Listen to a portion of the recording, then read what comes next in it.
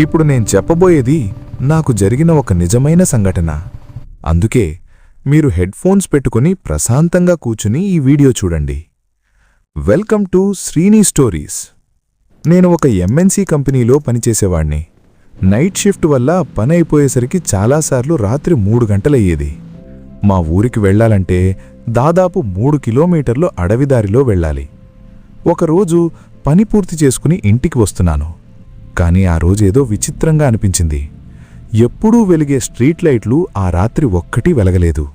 చుట్టూ చూసినా గాఢమైన చీకటి, నిశ్శబ్దం, గాలి శబ్దం మాత్రమే. ఇప్పుడు మీరు చూస్తున్న ఈ వీడియో కూడా ఆ రాత్రి నేను తీసింది. నేను మొబైల్ కెమెరా ఆన్ చేసి నెమ్మదిగా బైక్ నడుపుతూ వెళ్తున్నాను. కానీ చీకటి చాలా ఎక్కువగా ఉండడంతో బైక్ నడపడం కాస్త కష్టంగా అనిపించింది. అందుకే కెమెరా ఆఫ్ చేసి మళ్లీ ముందుకు వెళ్ళాను. దాదాపు 1 కిలోమీటర్ వెళ్ళిన తర్వాత రోడ్డు మధ్యలో కొంచెం దూరంలో ఒక ఆవిడ కనిపించింది. ఆమె ఎర్ర చీర కట్టుకుని రోడ్డు మధ్యలో నెమ్మదిగా నడుస్తోంది. ఆ సమయం, ఆ చీకటి, ఆ అడవిదారి, అది చూసిన వెంటనే నా గుండె గట్టిగా కొట్టుకోవడం ప్రారంభించింది. నాకు వెళ్లడానికి మరో దారి లేదు. అందుకే ఆమెను దాటి వెళ్లాలని అనుకుని ఆమె వెనుకనే బైక్ నడుపుతున్నాను. ఆమె చాలా నెమ్మదిగా నడుస్తోంది. నా బైక్ హెడ్లైట్ కాంతి ఆమెపై పడుతోంది. కాని ఆమె రోడ్డు మధ్య నుంచి పక్కకు తప్పుకోలేదు. పనివల్ల చాలా అలసిపోయిన నేను ఆమె పక్కకు తప్పుకోవాలని హారన్ కొట్టాను. హారన్ శబ్దం వినగానే ఆమె ఒక్కసారిగా ఆగిపోయింది. ఆ చీకట్లో, ఆ నిశ్శబ్దంలో ఆమె అలా నిలబడిపోవడం చూసి నా గుండెలో ఒక తెలియని భయం మొదలైంది. దాదాపు 10 సెకండ్ల తర్వాత ఆమె నెమ్మదిగా నా వైపు తిరగడం ప్రారంభించింది.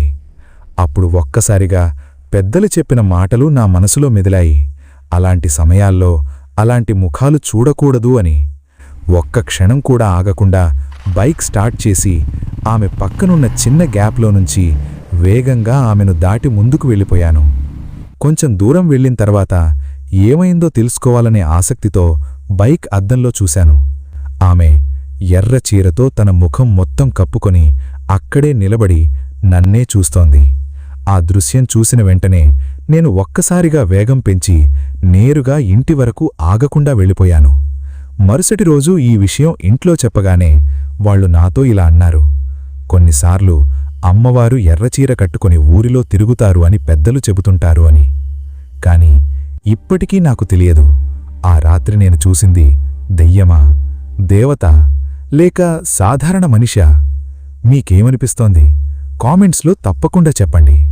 ఇంకా ఇలాంటి నిజమైన భయంకరమైన కథల కోసం శ్రీని స్టోరీస్ ఛానల్ను సబ్స్క్రైబ్ చేయండి.